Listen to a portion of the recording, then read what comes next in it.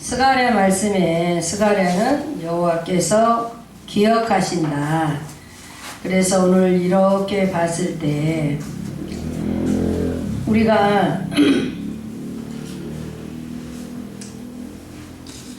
오늘 또 이렇게 스가랴에 보면은 여러 가지 특징이나 중심들이 많이 있어요. 에스겔처럼 상징적 한상이 많고 이사야처럼 풍부한 메시아 예언도 내포되어 있고, 그 다음에 신약의 요한계시록 종말론적 그런 예언과 천사에 대해 구체적으로 이렇게 좀 묘사하고 있는데, 지금 보면 학계에서는 성전 재건이잖아요. 4개월 짧은 기간에 성전 건축을 이렇게 했는데, 오늘 스가랴는 40년에 걸쳐서 웅장하고 신비로운 이렇게 조직적으로 그런 성전을 지금 예언하고 있는 거예요. 그래서 오늘 12장에서 스가랴서가 크게 전반부를 1장에서 8장을 성전 재건을 위해서 8가지 환상과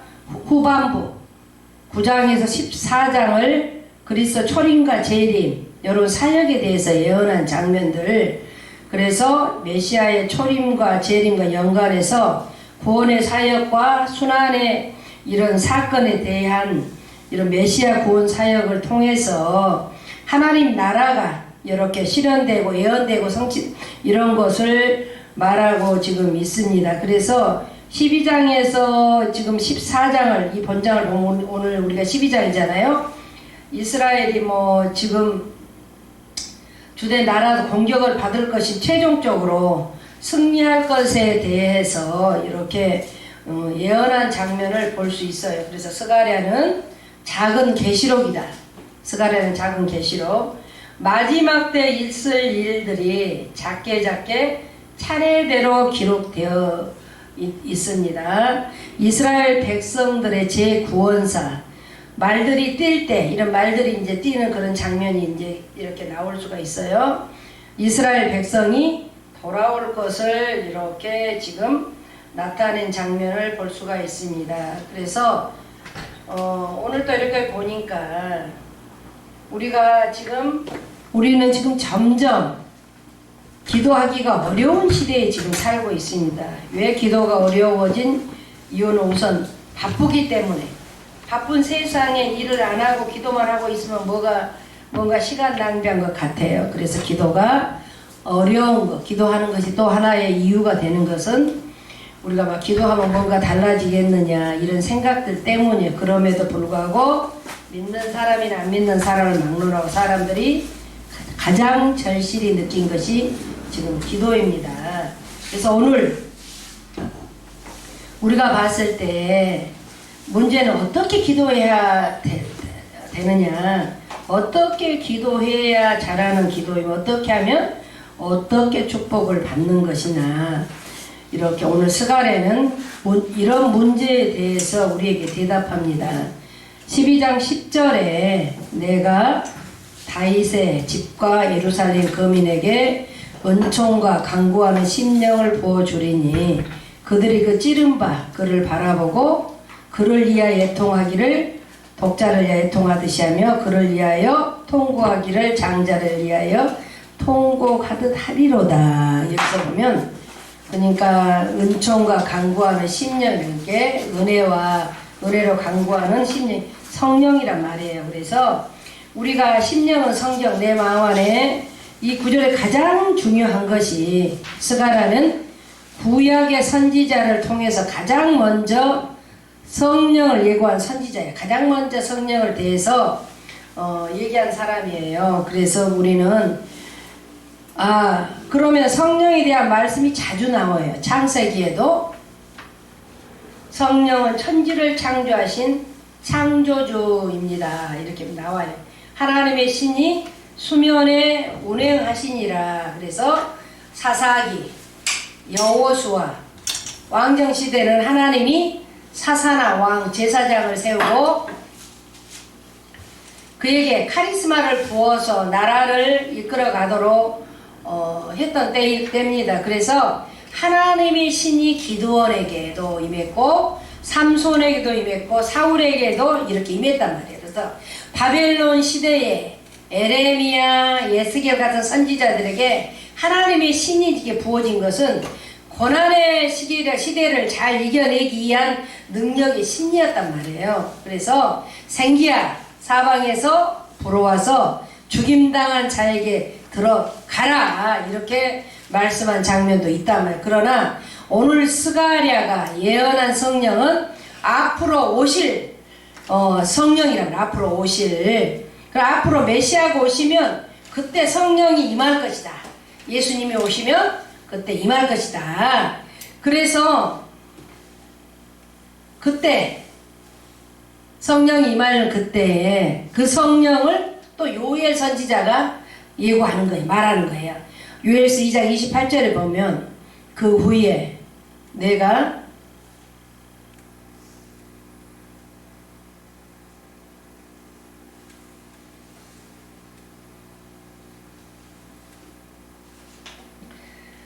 만민의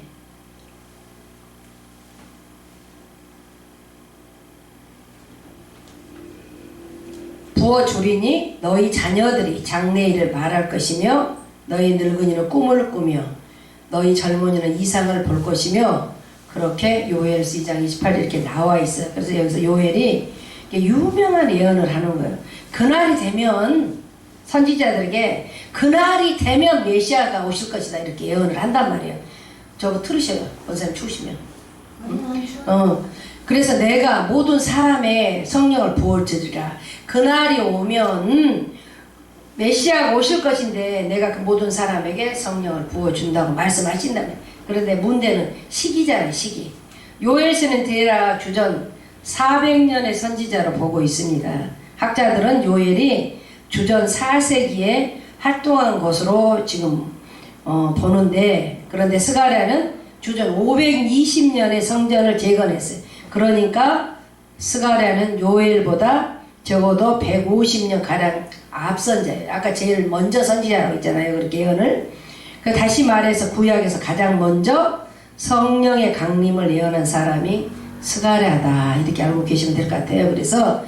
그래서 오늘 읽은 스가랴 12장 10절 말씀이 내가 다윗의 집과 예루살렘 거민에게 은총과 강구하는 심령을 부어 주리니, 여러분 정말 스가랴가 예언한 대로 예수님이 부활하신 후 오순절 다락방에 성령이 임할 것을 믿습니까? 믿어요? 안 믿어요? 아멘이죠? 그래서 스가랴가 예언한 대로 하나님의 은총과 강구하는 성령이 여러분과 저와 여러분에게 충만하시기를 정말 여러분 축복합니다. 오늘 말씀을 통해 은총과 강구하는 성령이 여러분에게 충만하시기를 축복합니다. 그러면 이 스가랴가 예언하게 눈에 띄는 것은 부어주시는 성령이 부어주시는, 아까 보니까 은총과 강구하는 심령을 부어주리니 10절에 그렇게 말씀하시잖아요. 부어주신대. 스가랴 말세가 되면 성령이 임할 때 그 성령이 그 모든 다윗의 집과 예루살렘 거민에게 부어줄 것이라고 말한단 말이에요. 예언을 한단 말이에요. 그래서 다윗의 집과 예루살렘 거민은 문자적으로 해석할 필요는 없고 하나님의 선택한 사람들이라고 보시면 되는 거예요. 그래서 하나님의 은혜로 은혜 주시기로 선택한 모든 사람들이라는 거예요. 그러나 거기에 감추인 뜻이 있습니다. 다윗의 집은 혈통으로 다윗의 후손 곧 유대인만 성령 받는다는 뜻이 아니라 다윗의 후손 오실 메시아 예수 그리스도를 믿는 모든 믿는 자들이 성령을 받는다는 얘기예요. 그래서 예루살렘 거민이라고 말 꼭 예루살렘에서 도시에 사는 자를 의미하지 않는데, 예루살렘 성전이 있고 그 뿌리에서 교회가 세워졌단 말이에요. 따라서 다윗의 집과 예루살렘 거민과 이런 말은 다윗의 후손이 예수 그리스도예요. 다윗의 후손인 예수 그리스도를 믿고 그의 몸된 교회, 날마다 성령이 부어지시기를 바랍니다. 하늘에서 쏟아지는 소낙길처럼 여러분의 영과 혼이 흠뻑 젖어서 충만하게 부어지시기를 바랍니다. 이게 부어지는 성령을 받았고 이제 부어졌으면 강구하는 성령이에요. 강구해야 돼. 내가 어떻게 이게 강구하는 게 뭐냐? 바로 기도란 말이에요. 기도. 10절 말씀이 정말 중요한 것 같아요. 내가 다윗의 집과 예루살렘 거민에게 은총과 강구하는 심령을 부어주리니. 은총과 강구하는 성령. 하나님 믿는 자에게 성령을 부어주신데 그것에 본질과 통로가 있는 거예요. 성령을 우리에게 부으시는 목적은 그의 은총을 깨닫게 하기 위함이에요. 그의 은혜의 영광을 찬미하려고 성령을 부어주시는 거야. 그래서 우리는 하나님이 우리를 통하여 그분의 일을 하려고 우리에게 성령을 부어주시는 거예요. 그런데 그 은혜의 통로가 뭐냐면 강구란 말, 강구, 기도란 말이에요. 기도. 우리가 이렇게 봤을 때 은혜는 하나님이 기도를 통해서 우리에게 다가오고 기도는 은혜를 통해 우리에게 하나님께 올라가는 것이야. 그러니까 강구한다. 내가 하나님을 찾고 기도한다.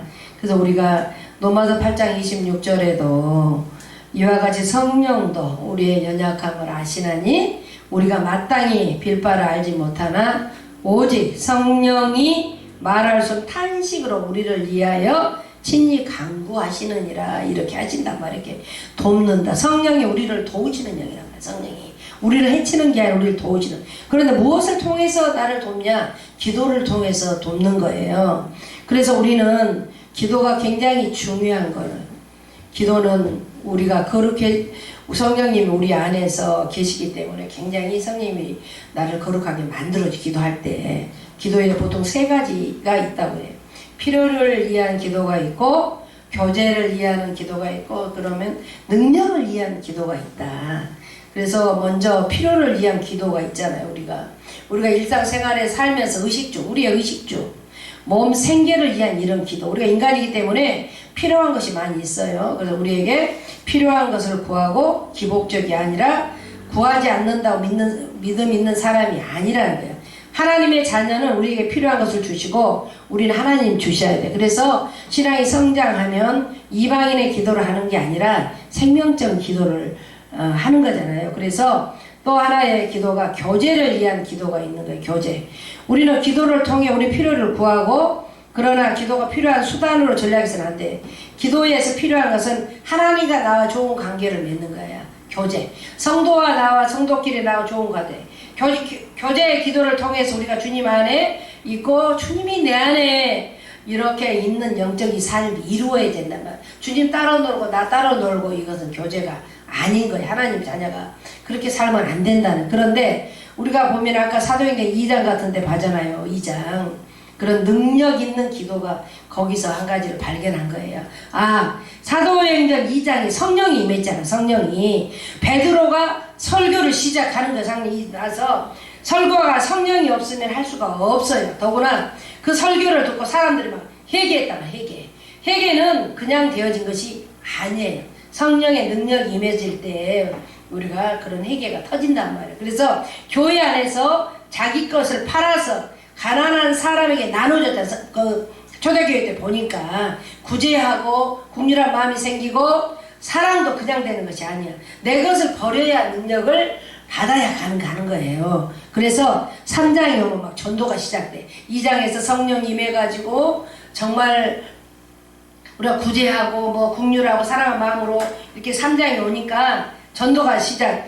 은과 금은 내게 없거니와 내게 있는 것을 내게 주노니 나사렛 예수 그리스도의 이름으로 걸으라. 베드로와 요한에게 내게 있는 것이 없다면 앉은 병이가 못 고쳐. 내게 있는 것이 성령의 능력이 있었기 때문에 고칠 수 있는 거야. 다 욕심 내 걸 다 가지고 그런 성령이 임한 게 아니에요. 귀신도 병 고칠 수 있어요. 귀신도. 그런데 이제 4장부터 2장에서 성령이 임했고 3장에서 막 전도가 시작되고 4장에 보면 핍박이 시작되잖아요. 이로 인해 막 예수를 전하니까 사도들을 감옥에 막 갇혀.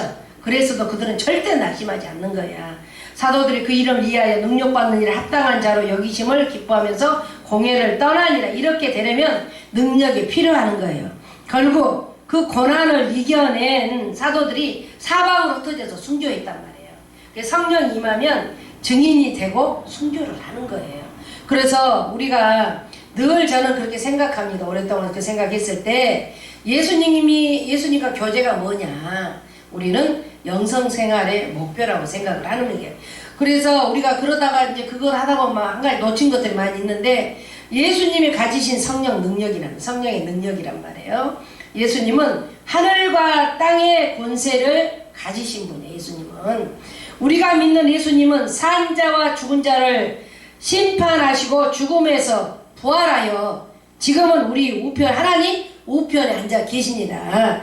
그래서 이렇게 우리가 나는 예수님을 사랑하기 위해서 예수님과 함께 살고 예수님을 일하기 위해 능력을 구하라. 우리가 능력을 달라고 기도해야 돼요. 그래서 성령의 능력을 주옵소서. 성령의 능력 달라고 하니까 얼마나 죄송해요. 내 죄를 회개하는 거예요. 회개하고 성령에 붙들린 자가 이렇게 되어야 된단 말이에요. 그래서 우리는 늘 봤을 때 그 하나님의 그런 지금 기도를 통해서 하나님 은혜가 우리에게 임하고 기도를 통해서 하나님의 소원들이 올라가는 그런 부분, 하나님 앞에 무릎 꿇는 그리스도의 세상에 경고히 서는 그리스도인이다. 이렇게 무디가 말한 그런 말씀도 있습니다. 그러면 기도를 통해서 우리가 정말로 기도 내가 강조하고 여러분 기도를 해야 돼요.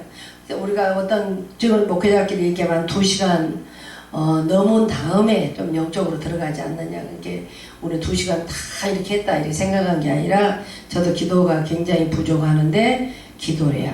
성령을 부어주셨고 성령을 부어주니까 강구하는 이런 성령이 내게 임해 이제 기도를 하게 되고 그 기도하게 되면 이제 정결하게 하시는 성령께서 기도를 통해서 성령이 임할 때 어떤 변화가 일어나느냐. 13장 1절에 그날의 죄와 더러움을 씻는 셈이 다윗과 족속과 예루살렘 거민을 위하여 열리리라. 죄와 더러움을 씻는 셈이 나왔다. 스가랴는 주전 520년 바벨론으로부터 돌아와 예루살렘 성전을 재건한 사람이잖아요. 그가 성전을 재건하고 쓴 책이 스가랴란 말이에요. 그래서 스가랴는 보이는 성전 재건도 중요하지만 영적 성전 재건이 더 중요하다고 믿었단 말이에요. 영적 성전 재건을 한마디로 말하면 성령으로 사람이 달라지는 거예요. 성령으로. 육신의 생각으로 세상의 도로로 달라진 게 아니라 성령 하나님으로 달라진다는 얘기란 말이에요. 그래서 우리가 그것은 죄와 더러움을 씻는 성령의 생수로 가는 거예요. 자꾸 성령이 내게 일하면 회개하게 하고 성령으로 기도할 이유가 성령의 능력을 삼할 이유가 성령의 자체가 아니라 사람이 변하는 거예요. 성령이 내게 임하면 내가 달라지는 거예요. 성령의 사람은 사람을 변화하는 영이란 말이에요. 성령은 자꾸 변하게 돼서 귀신의 영이 있으니까 사탄의 영, 세상의 영이 있으니까 달라지지가 않아요. 성령은 변화되게 돼 있단 말이에요. 그래서 하나님이 우리에게 지금 하나님이 찾는 것은 우리 자신이야. 자신. 어떻게 우리가 될 수 있을까? 오늘 스가랴 12장 10절에서 13장 2절까지잖아요. 그래서 쭉 보니까 11절에 14절에 보니까 그날에 예루살렘에 큰 애통이 있으리니 무기또 골짜기 하다 드리면 무기또 골짜기 한 성읍 이름이에요.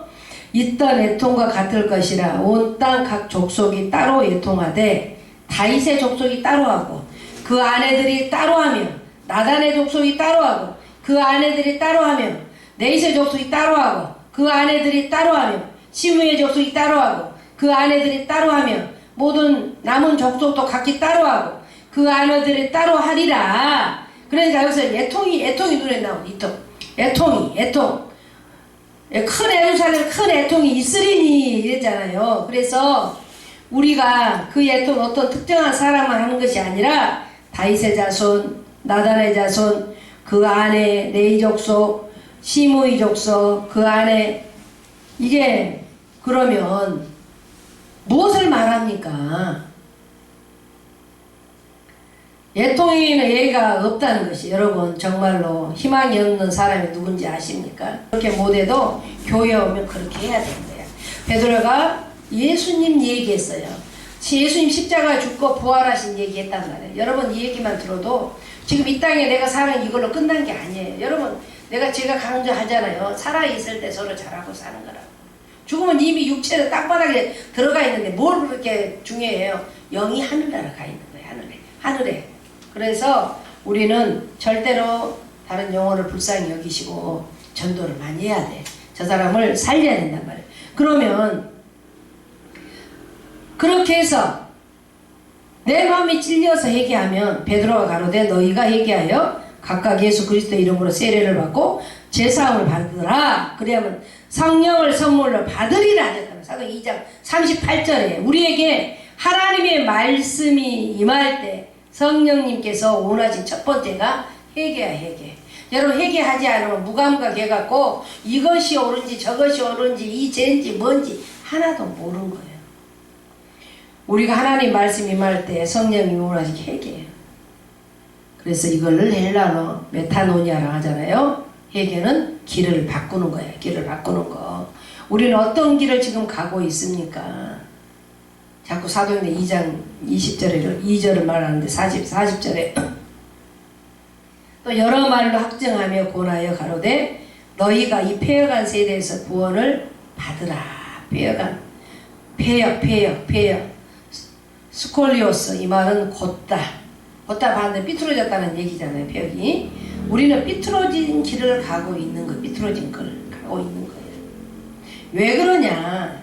세상이 삐뚤어진 길이 아니라 삐뚤어진 것이 아니라 우리가 삐뚤어져 있다가 우리가 세상이 어두운 것이 아니라 우리가 어두워져 있어. 그런 최소한 교회 와서 말씀을 들을 때 자기 자신을 돌아봐야 한단 말이에요. 가장 무서운 것은 하나님께 버림받은 것이에요.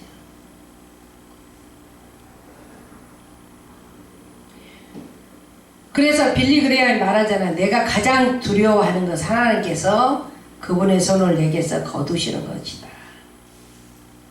우리는 그렇게 되지 말아야 되는 거예요. 하나님 우리에게 주신 최고의 선물이 성령님이란 말이에요. 성령님. 성령에 이끄는 사람, 말씀에 이끄는 사람, 진리에 이끄는 사람, 하나님이 이끄는 사람 다 같은 말씀인데 우리는 성령이 이끈 사람이 되어야 돼. 제가 가장 존경한 사람들이 성령에 이끄는 삶을 사는 사람을 가장 존경한단 말이에요. 그렇게까지 되기까지 대단한 모든 것들을 버리고 시간 투자하고 자신을 비운 사람들이에요. 다 채우고 다 어떤 것 하고 절대 되어진 일이 아니란 말이에요. 우리가 그 성령님 안에서 모든 좋은 은혜가 그 성령님 안에서 나오는 거예요. 그래서 말씀을 볼 때도 그리고 그 은혜의 통로가 우리가 기도란 말이에요. 기도. 여러분 기도를 통해서 승리하시기 바랍니다. 지금 내가 강구한 날에 주께서 응답하시고 내 영혼에 힘을 주어 나를 강하게 하셨나이다. 시편 138편에도 그렇게 말씀하잖아요. 우리가 내가 강구한 날에 내가 지금 이 순간에 강구한 날 하나님께 주님께서 응답하시고 내 영혼에 힘을 줘. 내 영혼이 잘된 것 같이 내 영혼이 살찌고 내 영혼이 살찌게 나를 강하게 하셨다는 얘기잖아요. 세상에 거기 의존하지 않고 오직 하나님만 계시면 되는 걸로 우리가 가는 거예요. 그래서 기도하는 거예요. 기도. 오늘 또 진정으로 여러분 기도를 정말로 은혜의 그런 통로가 그런 기도 속에 여러분들이 시간을 투자해서 지금 이제 날씨가 조금 덜 추우니까 정말 기도하시기 바랍니다. 그런데 내가 내 기준에 기도해서는 안 돼요. 성령님 하나님 내 앞에 일은 어떻게 우리는 모르는 일이야. 오늘을 최선을 위해서 절대로 죄로 인해서 회개하지. 아까 성령이 내 안에 들어가면 회개한다고 했잖아요. 내가 간구한 날에 주께서 응답하시고 내 영혼에 힘을 주어 나를 강하게 하셨다고 이렇게 말씀하신 것이죠. 오늘도 여러분이 정말 성령님의 은혜 안에서 기도하는 심령으로 오늘도 승리하시기를 주님 이름으로 축복합니다. 아멘.